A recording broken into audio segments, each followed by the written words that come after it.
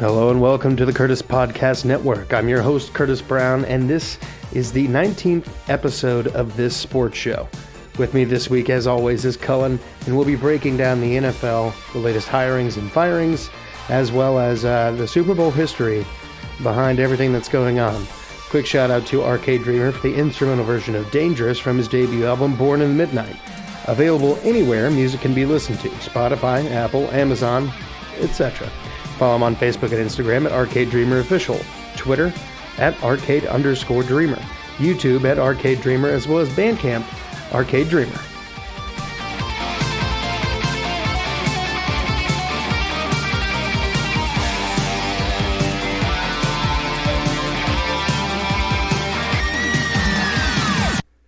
All right, Cullen, so, just how you been? What's up, man? I had a pretty good week. I don't know if any of you play video games out there, but I've had a pretty good week video gaming.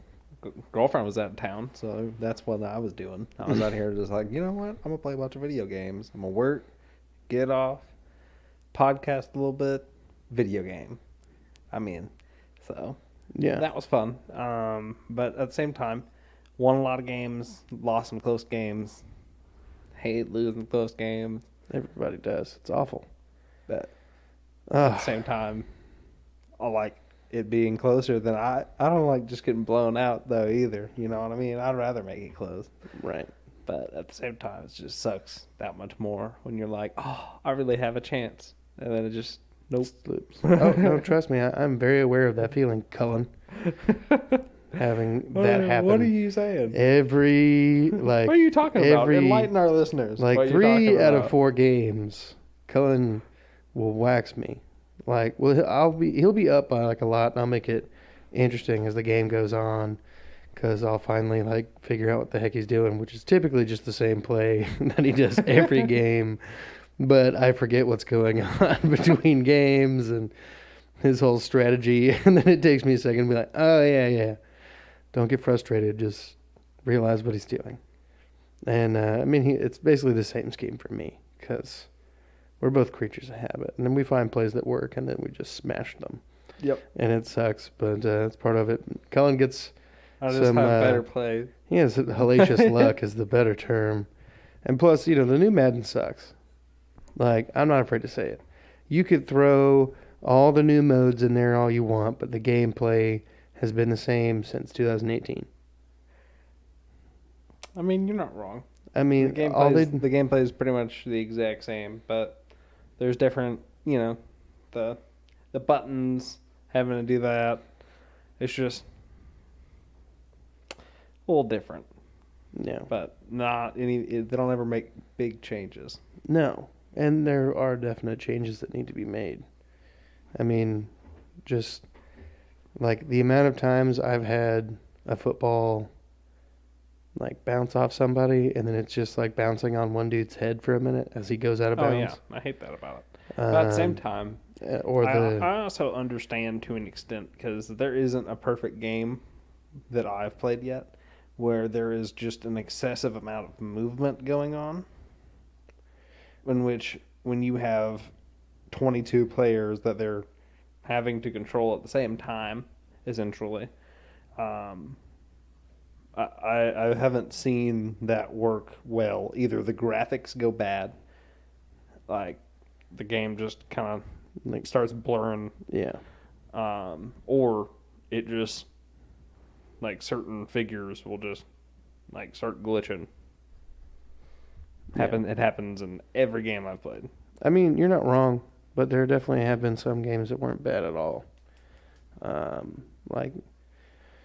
Everybody loved the way that the 2K franchise for football was set up. Yeah. 2K5 and 2K6 were amazing games. And you could also ask anybody who played Madden 2005 and 2006 and 2004, really, how good those games were. The main difference is they were all good games. ESPN 2K5 was selling for $20, and Madden was selling for $50. And EA got pissed So from that point on, they started pushing for like an exclusive licensing for from the NFL. So nobody else can put out a game with the NFL's branding or anything. Well, and since then, like the game has just kind of ridden the coattails on what it was as far as the name. It has a cult following. Hell, I buy this. Well, I think that licensing just ran up. And then they renewed it. They did? They have, I think they paid them to renew it. I mean, so like the new 2K game is more of an arcade thing, which is why once the new 2K game was announced, which is why Madden added Superstar KO. And if you've played the FIFA games, whatever happens in FIFA, a year or two later, it's going to be included in Madden in some form or fashion. So like the yard in Madden, I don't even know what it's called in FIFA because I don't play FIFA, but the equivalent to the yard in FIFA. I mean, like EA has a formula. They know that certain people are just going to buy the game because of the name. It's highly anticipated. They have all this advertising crap coming out with all these big celebrities, and then they put out a hot steaming pile of crap. Like basically since like 2016. I would say that like the last couple have been okay, but 2021 is terrible. 21 is awful. Not a fan. And anybody who's like, oh, but they added like the Superstar X Factor and stuff. It's not even a new thing. Like there used to be developments and stuff, but they were given letter grades. And you used to have, certain players had certain skills or whatever, and that was basically your X Factor ability or your Superstar ability. That was like 2008. Yep. I'm just saying, like it's definitely a decline. And yeah, there's definitely declines, but the Superstar X Factor kind of brings that aspect back to it. I'm not saying that it doesn't. I'm saying that anybody who thinks that's new is just slightly misinformed. It's not new. That's an old thing. They Right, just but what else would resurrected you it. do? You can't give everybody. No, but what you can do is make the bulk of the game solid. Right. For years, it's been let's add game modes and let's focus on Madden Ultimate Team, because they make most of their money in the in the microtransactions. Yeah, there's a multitude of things to do through Ultimate Team. Yeah, it's basically set up to where you can't really succeed unless you start buying stuff. I mean, That's not true. You can. No, it is 100% built to where you can succeed, but people don't want to do that. People just would rather, like, I know of several people that, or at least two people that live in California that take Madden Ultimate Team very, very serious. And they, like, as soon as they get the game, first off, they buy the most expensive version of the game, so they get a bunch of Ultimate Team like stuff as it is. Yeah. Then they'll spend $100, $200 immediately, and they don't even have good cards at that point. Like the best cards that the Ultimate Team even has in the beginning is like a 90. Yeah. So then as the season goes on and there's more and more better players, and, they're just like, yep, drop another 100, 200. Yeah. No matter. Because they always try and get in that Madden tournament. And one of them did this year. He didn't do well. He lost immediately. What does the Madden tournament have to do with that? What do you mean? Okay. So they have Madden Ultimate Team tournaments. Okay. So you use your Ultimate Team that you create. Okay. And then they have like a $250,000 prize for the winner. Okay. And you're selected based on... You have to win a certain amount of championships. There's like, you have to qualify. So they have like, you have to win 5 games during the week. I believe it's 5 games. And then you have to win, I don't know exactly what it is, but you have to win a certain amount of games on the weekend too. And you can only lose twice. Like one time you're okay, second time you're out. Reggie, no. And you have to get Sorry. I know it's more than 7 wins. So, Yeah. you know, you got to be playing pretty well. But I mean, anytime I've played Ultimate Team against people, they genuinely have much better players than I do. Yeah. And half of them aren't nearly as good at the game as I am. So I still beat them. Yeah. And I get that. And there's definitely a lot of that. It's just people trying to juice their team. And I get that, you know. A lot of kids are playing Madden because it's pro football and blah, blah, blah. You know, I play football. I want to play a video game of it kind of deal. It's like we did that. Yeah, or something. But I mean, still do that. Still do it. I mean, high key. I mean, I'm Pete that you like me. But yeah, I mean, the game is just crap now. It's basically just riding the coattails of the name. And they say that Madden 22, the new focus will be given back to franchise mode. So they're going to improve upon what's worked well and based on like what's been really suggested to them by the fans that are really interested in franchise mode. So we'll see. But in other things, Cullen, where are you feeling Matt Stafford winds up? Kind of feel like the Colts might go. What makes you feel like that? Like why would the Colts be the best landing spot? I don't think that he might not want to go there. But they can offer a good deal of money. They have a good defense. And they have a good offensive line. Yeah. It's true. He's been getting absolutely brutalized in Detroit for a long time now. So, I mean, I totally get why he would want that. You know, I think that Matt Stafford's a good quarterback that had some weapons in Detroit, but at the same time didn't have a good line. Yeah. It always... I mean, Detroit's just one of those teams that you're like, you know what? I don't expect anything good. Yeah, no, you can't. I mean, the decades of mediocrity. Yeah, I think it's just in the building. You know, it was like kind of like how the Bucks were since they went to the Super Bowl the last time, pretty much. I mean, yeah. This seems just kind of like a Tom random... Brady was like, hey, I'm going to come here and make y'all good. Don't worry about it. I got y'all. Y'all want a Super Bowl? Everybody gets a Super Bowl. Super Bowl for you. Super Bowl for you.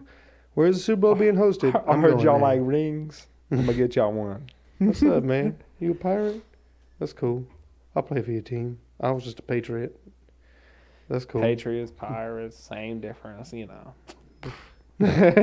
Just perspective and whatnot. Yeah. Oh, man. I was looking at you. You were looking at me. We ain't got to worry about that, though. Exactly. Exactly. Oh, God.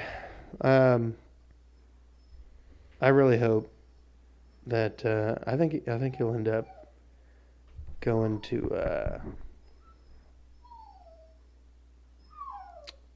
I could see San Francisco or Reginald, can you not, please? Thank you. Sir? He needs to get a job. Reggie needs to get a job. I could see Matt Stafford winding up in San Francisco. I could see him winding up. Vegas has been linked to him. So, I mean, I don't know. It depends on what they're trying to do with David Carr.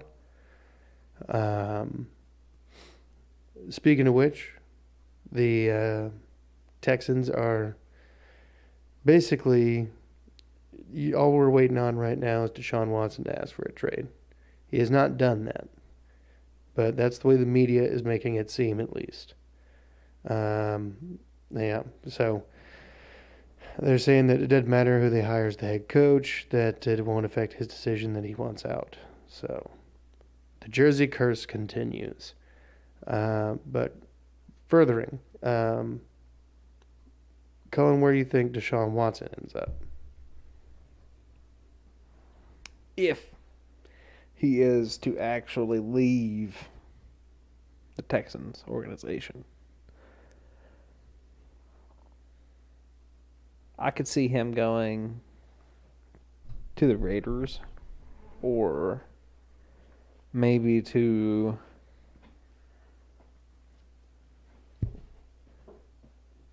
the Saints. The Saints would be an interesting option. They'd have to give so many first-round draft picks, though. And, I mean, it would work, I guess. I don't know what kind of money they've got in cap space. Because the only way that they can do that is if they take on every single penny of Deshaun Watson's contract. Because otherwise, Houston's looking at being negative $60 million, or like $60 million over the cap. I don't understand that. Y'all ain't got like. The cap went down, like. Bro, I understand that, but we ain't that far under the cap. So y'all out here capping. We're capping y'all overpaid for some people. We did. We did. We gave Whitney Merciless like a 5-year, $58 million deal for no reason.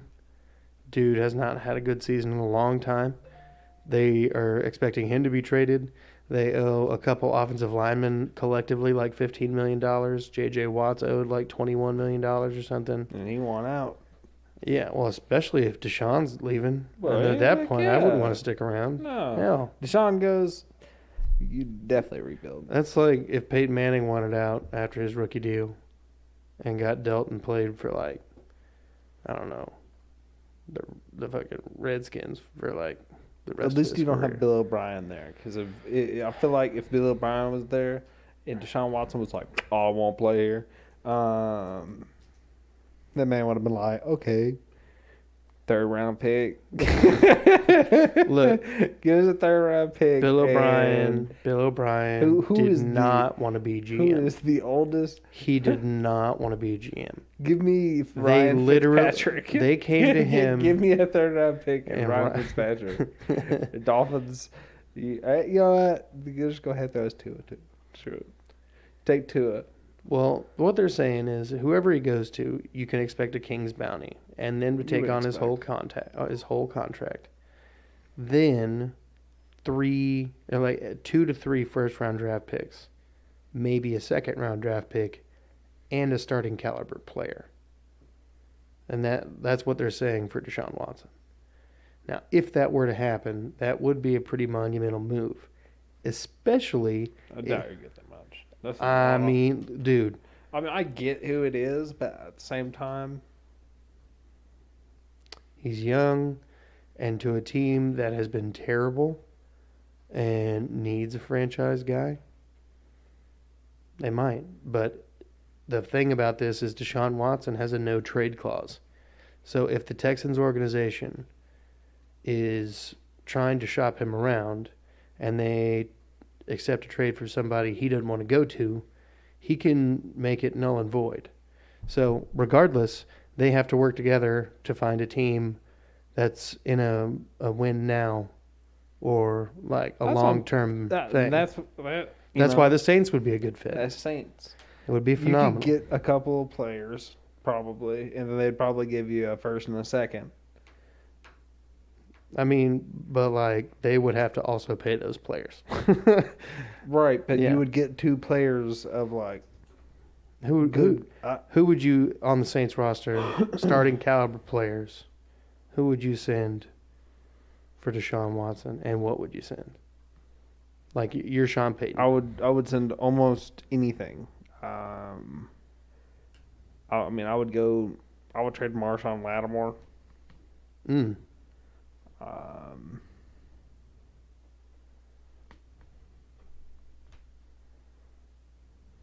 I don't even. Yeah. I don't even know. That'd be. Yeah, give me Deshaun. What do you want? Yeah, I'm just gonna hand you. Marshawn Lattimore in the first. And That's probably all you would get if you want a Marshawn Lattimore in return for that. maybe. In return for Deshaun. I don't know. You get Marshawn in the first, maybe. I don't know, man. Regardless, it's going to be an interesting situation And then to see how it shakes out. is Because Nick Jameis Winston going to be Caserio, free agent, or is he still on I don't Saints? know. If he's on the He's a Saints, one-year deal. then- It was a one-year deal. So So he is an unrestricted free agent. We'll see what they work on because Drew Brees is really talking about retiring. So, yeah, but heard that. Nick Caserio worked with the Patriots, and if you know anything about the Patriots, it seemed like they paid nothing for players who were amazing, or at least were amazing in their building. Maybe. And I will say that when they did trade players away, they made sure they got a fair amount of compensation. They weren't lowballing people, except for like when Randy Moss really started to like not. They were like, all right, 4th round pick. Yeah, I mean, yep. Yeah. But like even then it's like, come on, how are you doing that? How you doing that? How you doing Jamie that? Collins getting traded to the Browns or whatever, and then coming back. Patriots are just sketchy. It's They are Robert sketchy. Kraft. They're That's sketchy. what it is.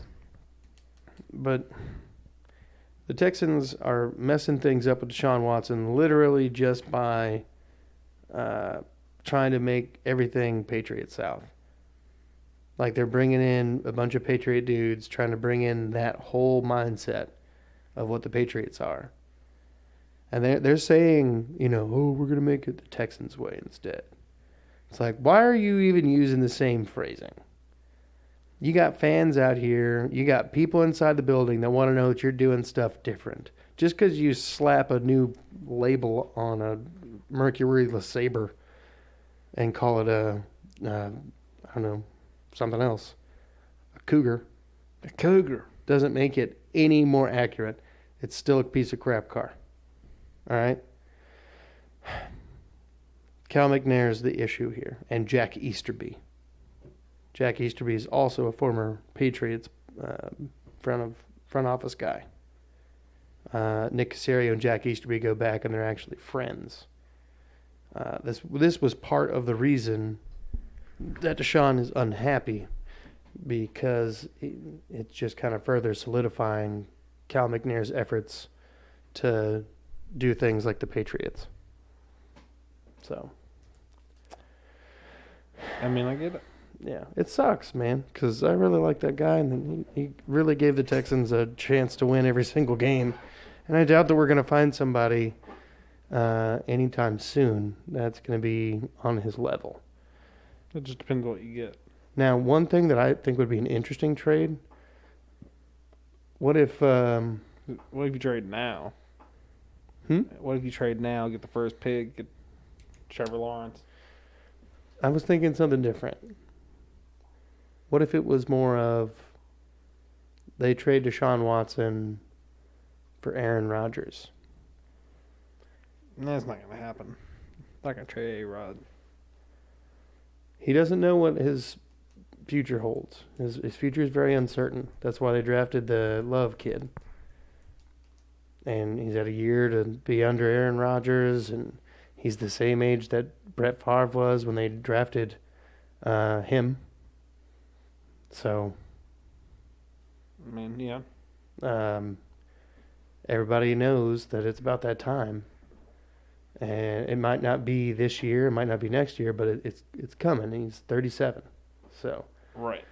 Now everybody's Brady, and he's definitely shown some signs of slowing down, even though he put up MVP-like numbers this season. You got MVP. Whatever. I didn't know that was already a thing. Thought that happened like later this week. They already announced who won? Yeah. Aren't they doing like an award show? He won Offensive Player of the Year. Nice. All right. Any other awards? I don't know. That's all. That's all you I bothered got to out care. of that. I don't Yeah. But yeah, I mean, I think that would be a trade that both parties would walk away and be like, yeah, all right. Not necessarily any worse for wear. It doesn't solve the problem long term, but at least you're not out a quarterback of elite talent. But I also could see.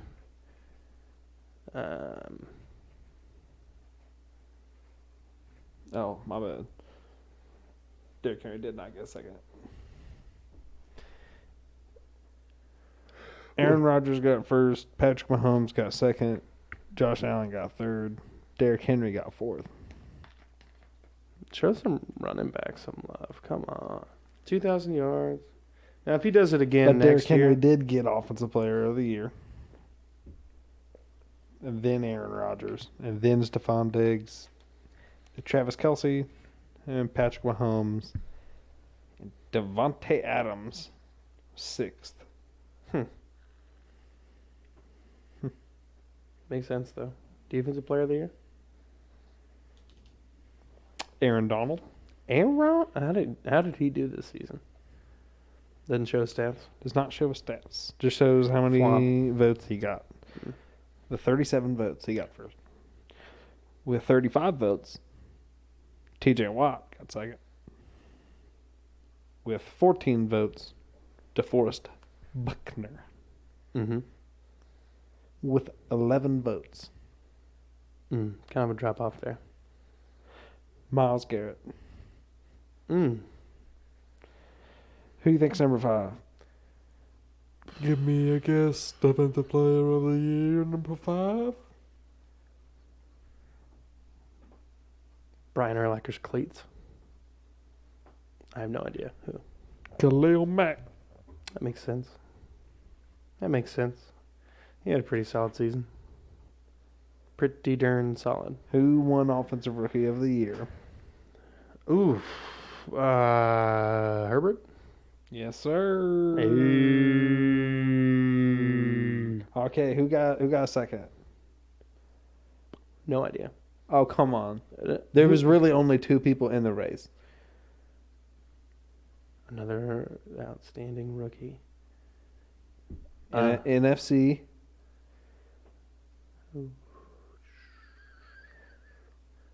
Did he play the whole year? Yeah. The whole year. Started at his spot. I don't know. Maybe. What position was he? Well, that just gives it away. Is it Jalen Hurts? Is it Jalen Hurts? No, it's definitely somebody who played at least most of the year. Okay. I was about to say, that would be weird. You know. Definitely somebody who played at least most of the year. Rookie.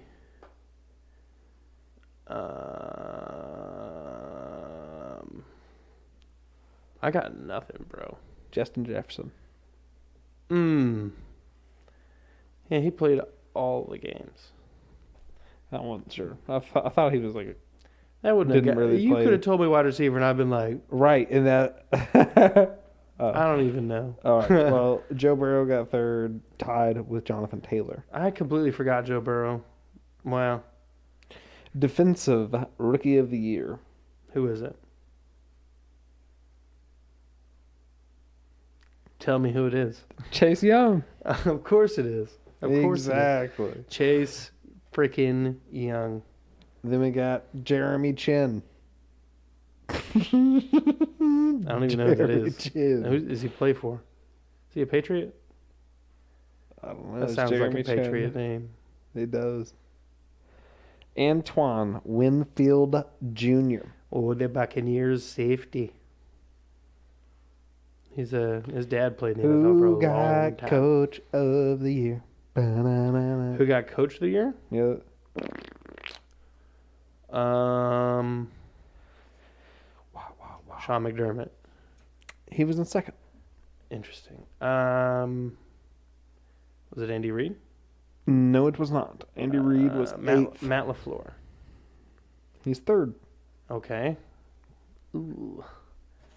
Let's see, what's his name? Was it a first-year coach?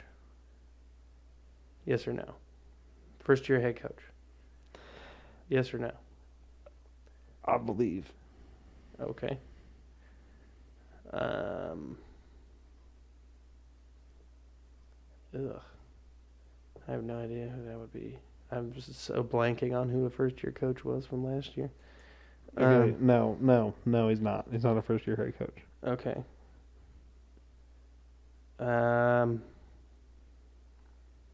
Is it? Actually, Is he even a coach? Is it a real person? Are you even looking at anything related to the NFL? this is, I believe this is his first year as a head coach. What conference? This is his first year as a head coach, 100%. Okay. What conference? AFC.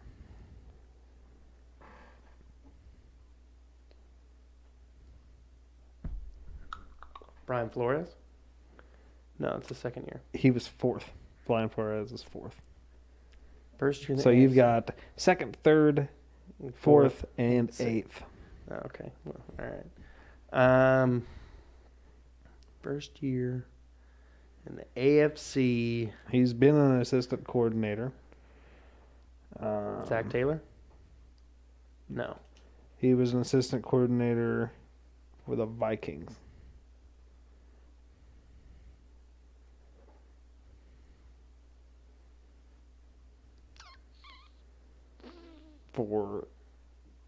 From 2006 all the way to 2019. Jesus Christ. He was a coordinator that whole time? Or just a coach of some variety there? Oh, okay. I misread. I'm going to read all the details. My bad. He began his career as an assistant coach for the Vikings from 2006 to 2019. In the final 2 seasons, he was the offensive coordinator.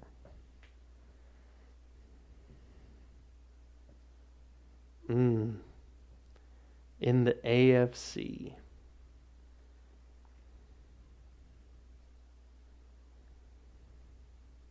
Kevin Stefanski? Yep. There we go. Oh, man. I was like, who did really good? I always forget about the Browns as a team. And Just like the fact that they exist eludes me sometimes. this should also be pretty obvious, in my opinion. Comeback player of the year. Alex Smith. Yes, sir. I mean, the man literally almost died and lost his leg. Although I think if he died, I don't think losing his leg would have minded. I don't think he would have cared. He's dead. But, you don't have to worry about that. So now, on to a little bit of hired, fired updates. Dan Campbell, the Saints defense coordinator and assistant head coach, has been hired to be the Detroit Lions head coach. Cullen, while I'm going through some of these, why don't you look up the initial interview with Dan Campbell being introduced as a Lions head coach, please. It's pretty freaking hilarious. He said something about, like, you might knock me to the ground, but I'm going to bite your knees and I'm going to get back up again. It was just like, this guy is ridiculous. Matt Patricia has been fired from Detroit, obviously, and is now returning back to the New England Patriots as the defensive coordinator. The Eagles have hired as their head coach Nick Sirianni. I don't really know much about him, so when I get a second, I'll pull something up. The Panthers have hired a new GM, Scott Fitterer. Cullen, what you got? If anything, you looked at me like you had something. Oh, what about what? Dan Campbell's introduction.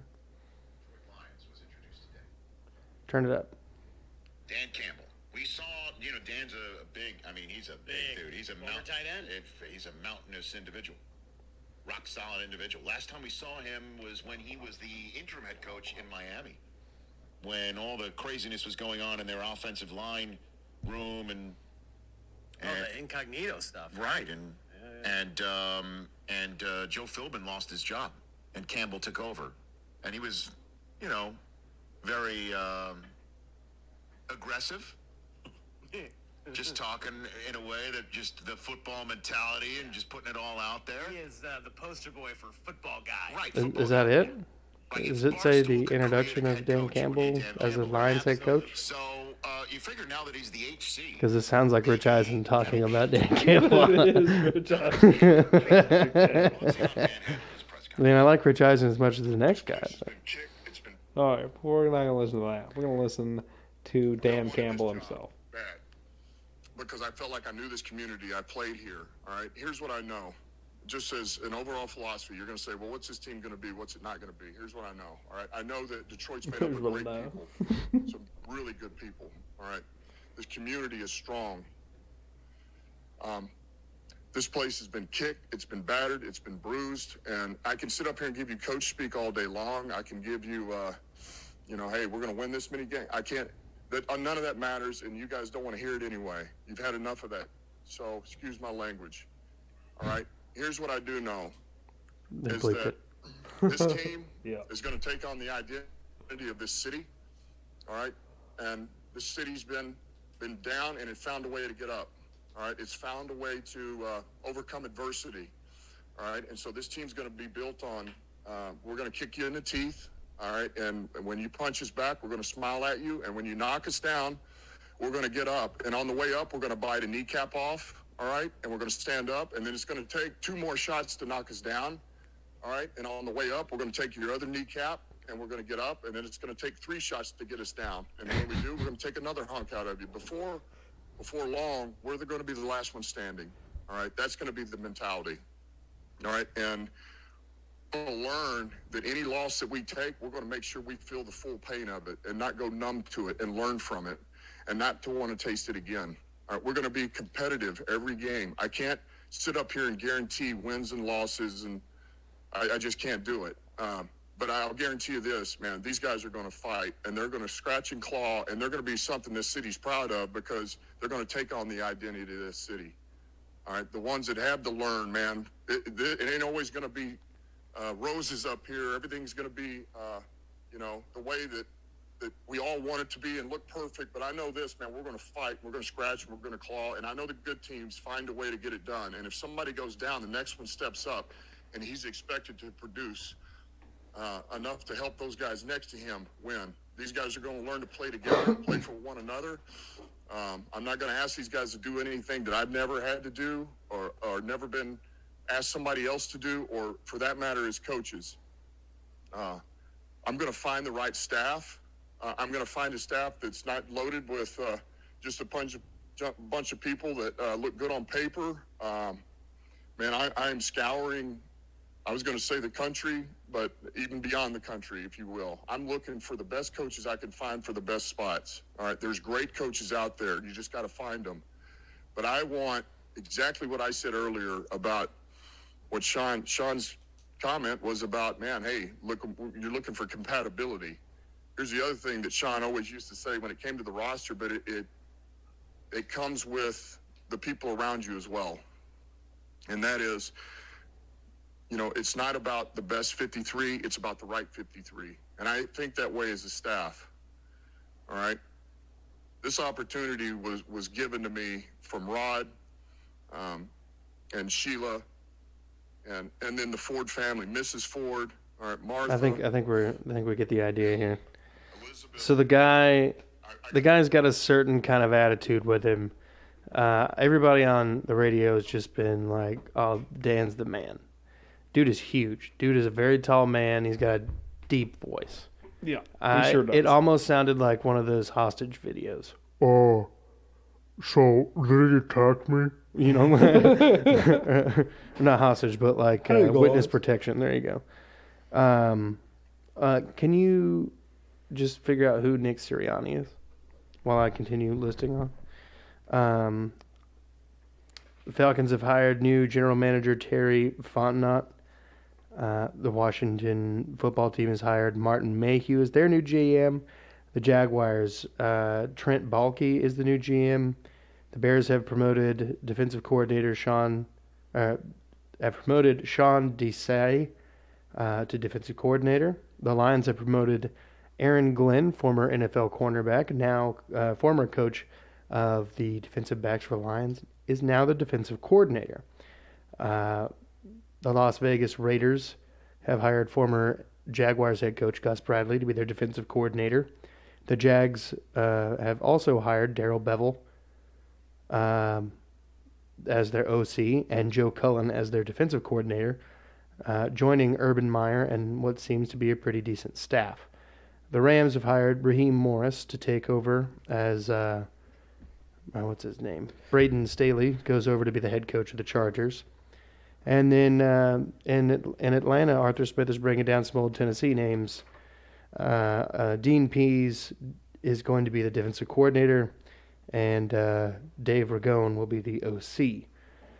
Anthony Lynn is really close to taking a deal to be the Lions' new offensive coordinator. Adam Gase, I haven't heard any news on. And, the rest of these guys on this list, I have not heard any positions being filled by Doug Peterson or Dave Marone, whatever his name is, Brian Schottenheimer.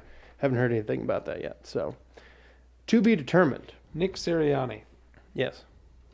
He was a 3-year offensive coordinator for the Indianapolis Colts.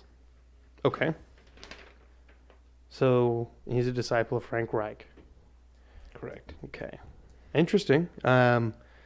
Definitely interesting. I wonder why they didn't try to aggressively pursue Eric Bieniemy. I guess maybe it's because he's too busy winning championships. So the Texans interviewed him, right? Yes, Eric Bieniemy. Yes. Yeah. They also just interviewed for the second time Leslie Frazier and what's his name? I always do this. Jim Caldwell. Yeah, that sounds right. Sounds right. And they interviewed Josh McCown. Yeah. To be he's on a current 2-year deal to be the Texans' backup quarterback, and they interviewed him to be the head coach. Well, he knows the organization. Okay, he knows the players. He is 42 years old. Exactly. He could be some of their dads. I mean, I guess. Regardless, That's what I'm saying. You know. But also, I know this is a little off topic. Okay. Go on. You know about the plane tracking going on? The plane tracking. The plane tracking? The plane tracking. What's the plane tracking? Everybody gets all nervous if there's an opening for a Tennessee job. So everybody starts, getting ideas when they see somebody in the airport. Oh, okay. I see what you're saying. Yeah. James Franklin. Yeah, for the Vols. Yeah. Yeah, I've heard that. I don't want it.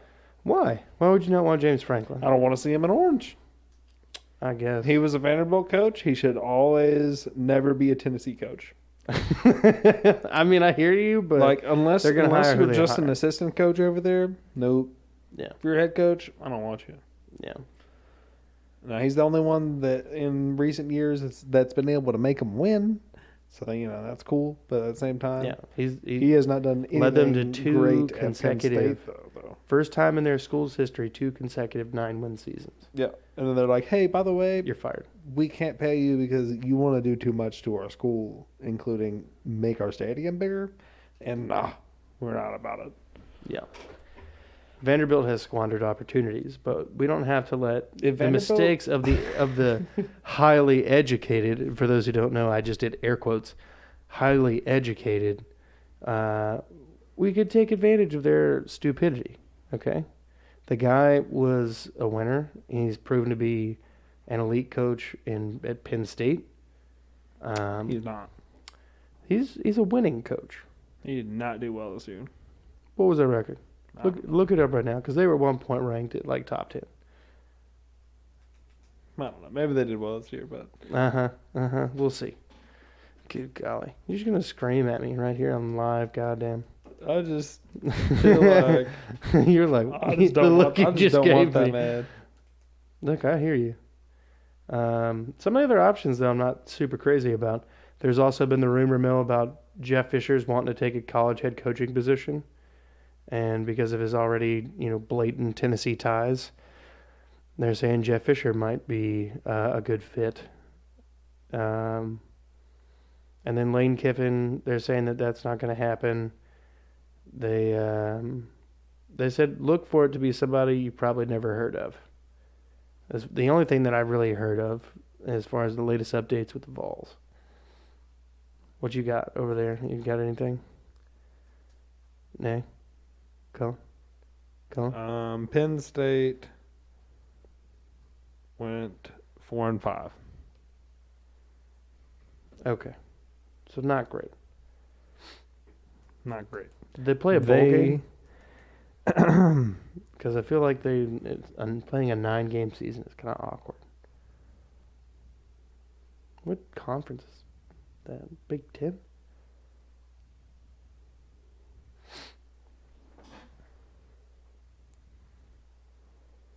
Yeah, they played a bowl game. Okay. And they lost that bowl game? Well, wait, that was last year. Oh, my God. Either way, they lost last year to Kentucky. Yeah. Look, I'm not saying that they're a great team, but compared to what they have been. I guess they played a bowl, but if they played a bowl, At least means they went 500. then they didn't go 500. They went 4-5. They lost the bowl game. If they played a bowl, it doesn't say they played That's a bowl. true. That's true. They could have just had their season canceled or something. Because they won the first week of the season 79-7, then lost to Indiana 36-35, then lost to Ohio State 38-25, then lost to Maryland 35-19, and then lost to Nebraska 30-23, and then lost to Iowa 41-21, and then beat Michigan 27-17, and then beat Rutgers 23-7, and then beat Michigan State 39-24. So they beat everybody they should beat, and lost to a couple of people they should not have. Yeah. I'm willing to bet there was some COVID issues because I feel like the people up north had a harder time with the issues, even though like they're typically not as strict as us. I don't know. With that being said, let's move on to the history of the Super Bowl. As we were talking about earlier, the Super Bowl odds all time. It looks as if, like, if you're looking for any outlying trends here, you won't find much at the basic level. Taking out 2 pushes in one pick'em game, favorites are 28-23 with a 55% chance of winning the, or 55% win percentage there. In the game or in games against the spread. And it's worth noting that favorites are now 36-17 straight up in these matchups.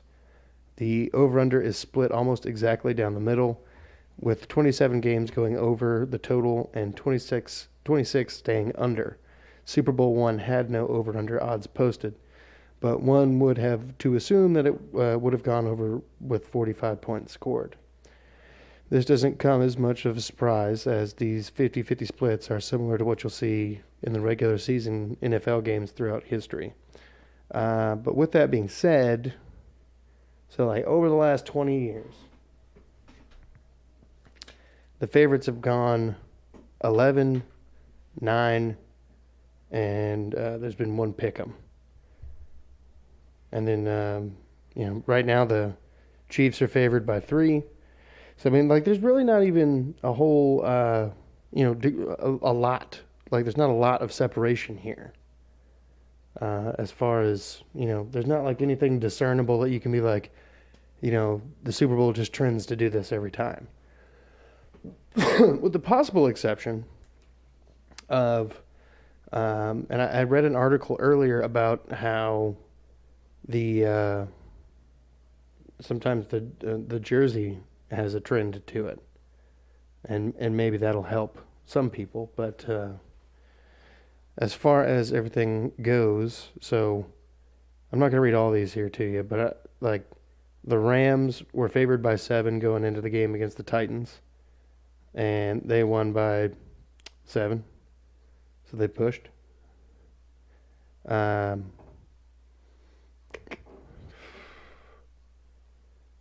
The only one in the last 2 decades where there has been a double-digit favorite, they lost. The Patriots were a 12-point favorite against the Giants in 2008, and the Rams were a 14-point favorite against the Patriots in 2002, both of which the underdog ended up winning. Outside of those occasions, the Steelers and the Patriots have, God, it's just so many times you see the Patriots in the Super Bowl. The Steelers and the Patriots and the Colts in 2007 are the only teams with a 7-point or more in the last 2 decades, really, since the Rams. So, and they lost. But Cullen, what do you got with the jersey thing? Well, I got the jersey thing for you. Okay. Of course. About 9 years ago, I stumbled upon something odd. The team that wore white kept winning the Super Bowl every year. I immediately wrote a story calling the Green Bay Packers fools for opting to wear their home green jerseys. Didn't they know there was some dark jersey curse? Of course, as curse law goes, the Packers won that year, ending the streak, thus making me a fool. So what happened next? Well, a curse is a curse after all. Since that game, there have been 8 Super Bowls. Like 10 now. I think that this article is like 2 years old, if I'm not mistaken. Correct. And in those 8 Super Bowls, the team wearing white has won 7. Now, I don't know what uniforms the Chiefs wore last year. I don't remember. Anyway, the dark uniform curse dates back to Super Bowl 36, when the New England Patriots, wearing the white beat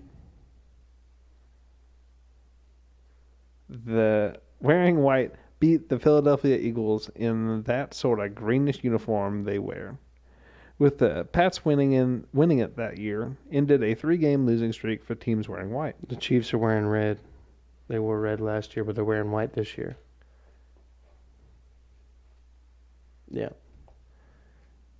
And then, so who's the Super Bowl before them? The Patriots and the Rams? Patriots and Rams. Rams were the home team, right? I don't know. The next year, in Super Bowl XL, the Steelers had the first choice, and instead of wearing their dark, they chose white. As a wild card team, they had worn it already all throughout the AFC playoffs, and it seemed to have brought them luck.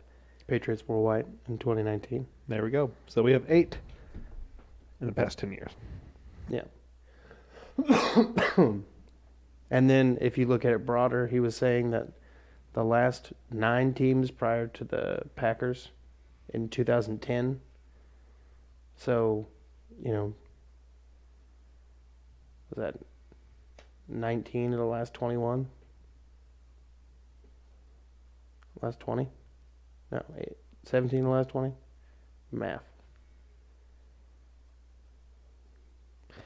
In Super Bowl XLI, the Colts, as the road team, won their first Super Bowl since their days in Baltimore. They were wearing white against Chicago in blue. Super Bowl 38. 42.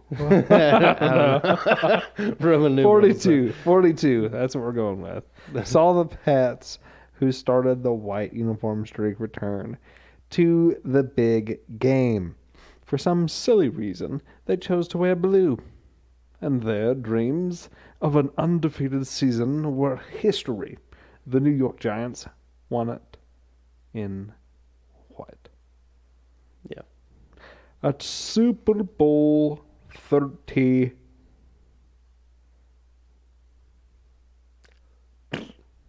Yes. XLIII. Triple I. Hey, that's 38. The last one was 37. Anyway, It's the Arizona Cardinals, of all teams, made it to the championship.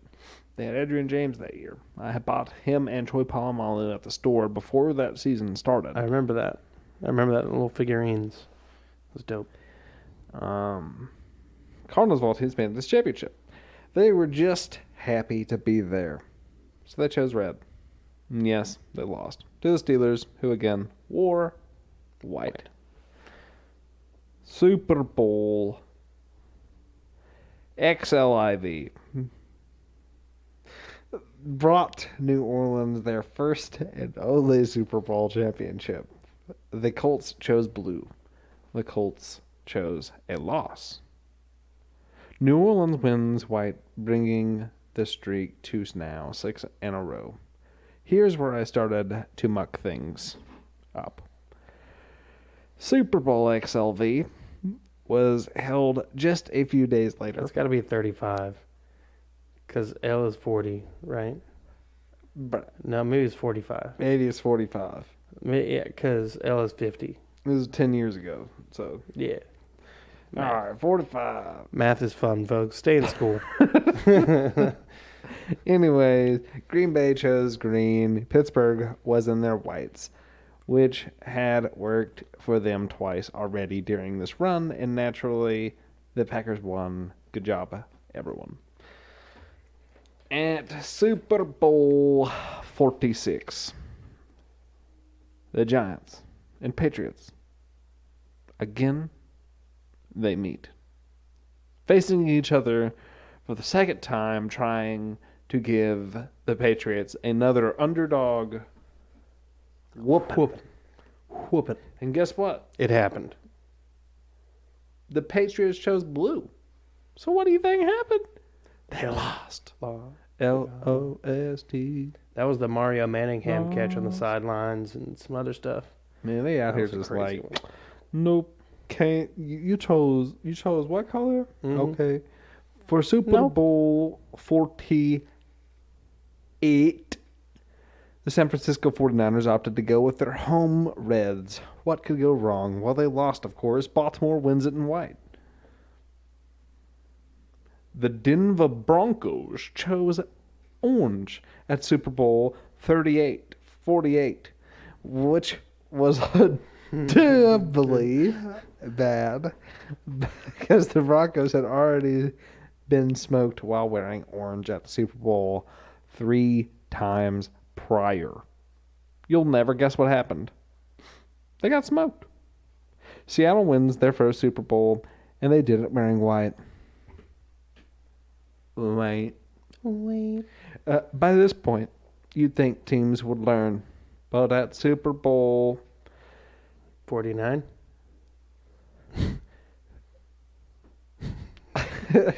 51, Okay. maybe it's 49. I don't That's probably know. 49. It's XLIX. Yeah, it's one before. X is 10. So if it's to the left of the X, it's before. So 9. So like before the X is 9. after Anyway, the all right, X. so 49, the Seattle Seahawks returned, and with the jersey, their choice, they picked blue. And they lost to Yeah. the New England Patriots. Yeah, Of course. naturally. That's just what you do most of the time, unless you're the Giants or the Eagles, who I believe beat the Patriots while they were wearing white. So now, when teams started to get wise to this whole thing at Super Bowl 50, the Denver Broncos returned the coverage of the white uniform. Curse. Yeah.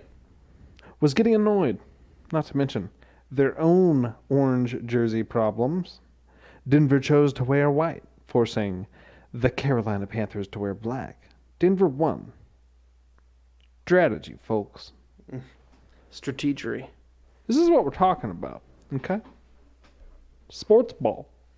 We got nothing but but at a bunch of white jersey wearing folks winning Super Bowls. That's what I'm telling you. Yeah. Okay. Well, it would have all added up to ending with the Chiefs winning last year's Super Bowl. However, the Chiefs are wearing white this season. The Bucs will be a home team in their home stadium, which has never been done. And it's hard to believe. But while we're talking about things that are hard to believe or never been done, I'm gonna throw some things at you. Cullen's gonna throw some things at you, just for some perspective on the depth of Tom Brady's career. So Tom Brady, this is his 21st season in the NFL. This is his 10th Super Bowl appearance, which gives him a 47.6% Super Bowl appearance rate for his career. That's pretty impeccable. For perspective here, in the last 20 years, the Patriots have and Tom Brady have been in the Super Bowl a lot. So Steve Kerr is the leader in three-point percentage in the NBA, with a 45.4% chance of hitting threes. Or not chance, but on average, that's what it is. So what I'm saying is, you are more likely to see Tom Brady in the Super Bowl than to see Steve Kerr hit a three. It's not by much, but it's a difference. Here's some other things. All right. So Richard Petty won the most races in NASCAR history with 200. He also had appeared in a total of 1,184 total races, which I believe is also a NASCAR record. He is tied with the lead of championships with 7, but his total career win percentage is 16.842%. If you factor in his 7 championships, that only bumps it up to 17.48%. Now, if you want to make it semi-comparable, in 1967, Richard Petty had a 27-win season out of 48 total races. That's a 56% win percentage for the year. That's the only time that I have found something comparable statistically to the anomaly of Tom Brady's career. I heard another stat the other day that he's now thrown for 80 or more touchdowns in the playoffs alone. The next closest person is 35 touchdowns away. That's a ridiculous thing. Cullen, what did you have? Well, I've got that it's more likely that Tom Brady would go to the Super Bowl than it is for Jack Nicklaus to win a PGA Tour event, as long as Sam Snead and Tiger Woods. It's more common for Tom Brady to win a Super Bowl than it is for any of them to win a major. And these are like cream of the crop in other areas of sport. I mean, Steve Kerr, probably the lowest of all of those, but still pretty good. I mean, it's just ridiculous that some of the best at their craft can't even touch a thing like that. How many seasons did Michael Jordan play? Well, I'm going to look that up. LeBron James has played 16 years and been to the dance 10 times. Okay. Comparable. That's pretty nice.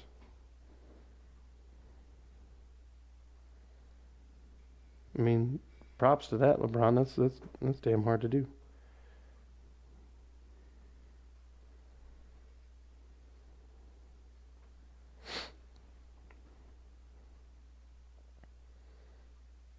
Played from 84 to 2002 with some years off in between.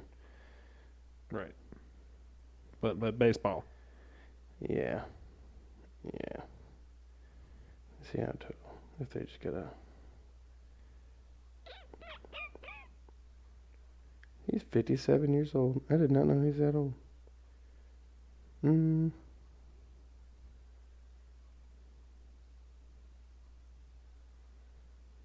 I guess he owns a NASCAR too. That's pretty interesting. He owns a NBA team.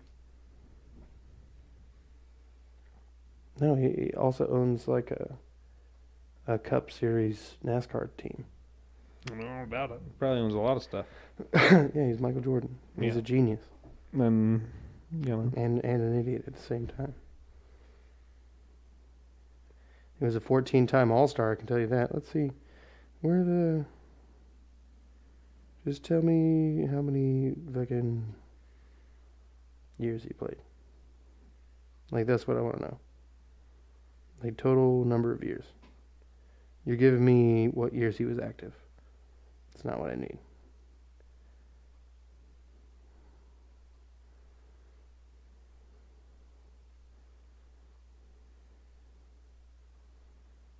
Let's see. he made 6 NBA finals in 15 years. Okay. So I mean, these are what people consider to be GOATs. At pretty much But every. Michael Jordan won every single one of those. That's true. I mean, Joe Montana is undefeated in the Super Bowl too. There will always be, But he didn't win 6 of them. no, but there will always be. But I never lost, and I didn't need to win by 3 points on like 3 different occasions. Like the 49ers blew people out. You know what I mean? Yeah. Like, there were several games where it was, like, over by halftime. All right, so as the lines currently stand, hold on. As the lines currently stand, the Bucks are a plus 150, the Chiefs a minus 170, and a 3-point favorite with a 56.5 or 56.5 over/under. Colin, how you feeling about these so far? You don't have to give like an official thing right now. Well, I'm telling you Do what. that next week. I like the Chiefs a lot. They are just a really good team that can turn it on no matter what. They can play the entire game. They don't. In my opinion, they have a young GOAT, Yeah. and as long as he continues doing what he's doing, he'll be probably, in my opinion, probably better than Tom Brady in the long run. Can't say that now. On that note, let me throw this in here real quick. Patrick Mahommes has never played a road playoff game or been anything but a 1 or a 2 seed. Well, yeah. He's never lost a single game by more than 8 points. He's gone home. He's never lost a playoff game in regulation. He's never gone home before championship weekend. Patrick Mahommes has made 2 Super Bowls before turning 26 years old. Right. I think there was somebody that put out a tweet that pissed off Troy Aikman not too long ago, like sometime last year, but relatively not that long ago, showing how Patrick Mahommes basically already has half of Troy Aikman's stats, and he's played 3 seasons at the time. And Troy Aikman's like, yeah, but how many rings does he have? Because he sounds retarded now. Because of all the headache, the migraines and the concussions. Good God, folks. Like, it's amazing he can still even talk. Him and Dan Marino, honestly. That's true. But, yeah. No, I mean, Mahomes is going to be in some rarefied air. If there's going to be somebody who can challenge Tom Brady as far as, like, GOAT status in the near future, the conversation really starts with Patrick Mahomes. I don't know if you can really put anybody else in that category at the moment, especially if you have to consider in playoff and Super Bowl success. But, okay. So we already talked a little bit about the home and away with the jerseys there. But the Bucs and the Chiefs' all-time record is held by the Buccaneers with a 7-6 lead. And that includes the game that happened earlier this season that the Bucs lost. So, I also tried to find some Bruce Arians versus Andy Reid stuff, but they don't just have that readily available because I guess people don't want to know that. But I do, and they don't. It's fine. But yeah, I think that's all for me. Cullen, how about you? What you got? That is it. That is all for me, except for the fact that last week I went 1-1 with my guesses on how the conference championship would go. You know, I didn't expect the Packers to lose the game, but it happens. Yeah. Aaron Rodgers and the Packers started terrible, and it took a while for them to start going. Absolutely. And then you make a stupid decision and decide to give Tom Brady the ball back with not a whole lot of time on the clock. And it wasn't like Tom was just not trying to give him a chance. Apparently he threw interceptions on basically consecutive drives. Oh, yeah, he did. So, I mean, he was trying to give him a chance. Oh, he did. He gave them all the chances in the world. And they still couldn't do it. The Packers are like, wait, I'm going to drive down the field and then kick a field goal. But we played football. Wait, did you say we're trying to win? Or did you say we were trying to make them our friends? Look, We let our friends win. Honestly, in that situation, I don't necessarily agree with the call of going for the field goal. Yeah, that's what I'm saying. But in a different way, you could look at it like this. That game was, what was the score at halftime? 21-10. 10. What was the final? 31-26. Yep. Okay. So they basically only held them to 10 points the rest in the second half. Yeah, that was. I think it was 34-26. I think it was 31-26. Go ahead, look it up. Go ahead, look it up. Go ahead, look it up. Oh. I think it's 31-26. And so they only let up 10 more points. Who won it? In the. Who think I'm right? Let us know. Like, comment, anything. Yeah, you're right. Yeah. So it's 31-26. Their defense has been kind of playing well. I get the idea. You think, I got to get these points anyway. This makes my life a little easier. Kick the field goal, get the ball back because your defense has been playing better in the half. You got basically 3 turnovers in the second half alone. Don't do that.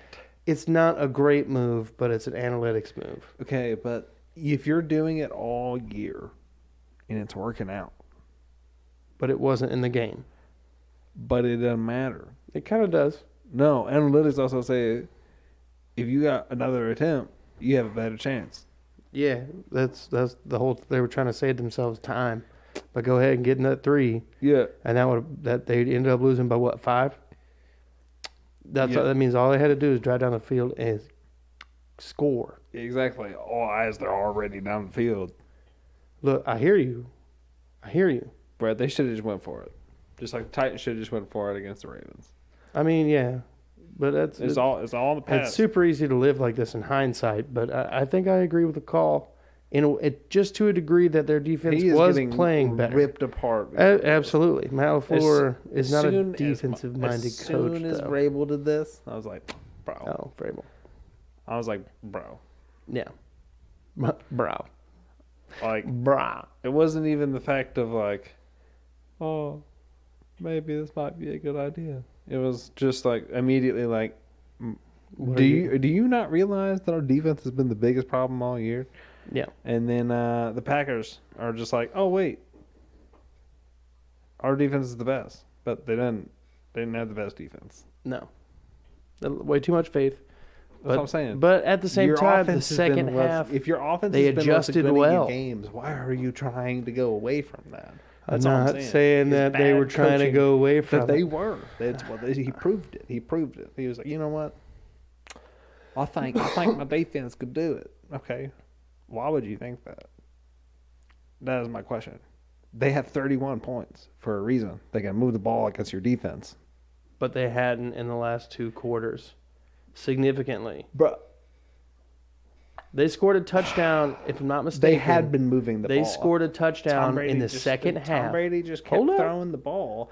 I know. Like, he would get past midfield, and then he was like, oh, Mike Evans like, oh, wait, I can't catch. First play of the Mike second Evans, half. 2 picks off Mike Evans' hands. Mike Evans like, oh, wait. Look, I hear Oh, you. wait, I'm going to catch this ball? I hear you. Oh, wait, my bad. One of them wasn't off his hands. One of them was just a pass up to him, and literally, he was running and did not look backwards until the ball was already, like, picked off. And it was like, whoa. I was like, oh, my gosh. That's what Curtis gets mad about in Madden all the time, and the player never reacts. It actually just happened. Yeah. Still pretty unrealistic. I still stand by that judgment. I just watched it happen to one of the elite, quote-unquote, receivers in the NFL. He just did Yeah, that. but if I'm controlling the guy and I'm telling you to do a thing, and you don't even move slightly, yeah, that's an issue with the game. Regardless, not the point. We just been screaming over here on the thing. Y'all be safe. Yeah, be safe, everybody. Be good people. Yeah, that's right. Episode's over now. Thanks for listening, everybody. I'm your host, Curtis Brown, and this has been the 19th episode of this sports show. Again, thanks to Cullen for being here. Big shout out to Arcade Dreamer for the instrumental version of Dangerous from his debut album, Born in the Midnight. Available anywhere music can be listened to, Spotify, Apple, Amazon, etc. Follow him on Facebook and Instagram at Arcade Dreamer Official. Twitter at Arcade_Dreamer. YouTube at Arcade Dreamer. As well as Bandcamp, Arcade Dreamer. This has been the 19th episode of this sports show. Been a lot of fun. Thanks to Cullen for coming out and doing this. And like I said earlier, just be good people.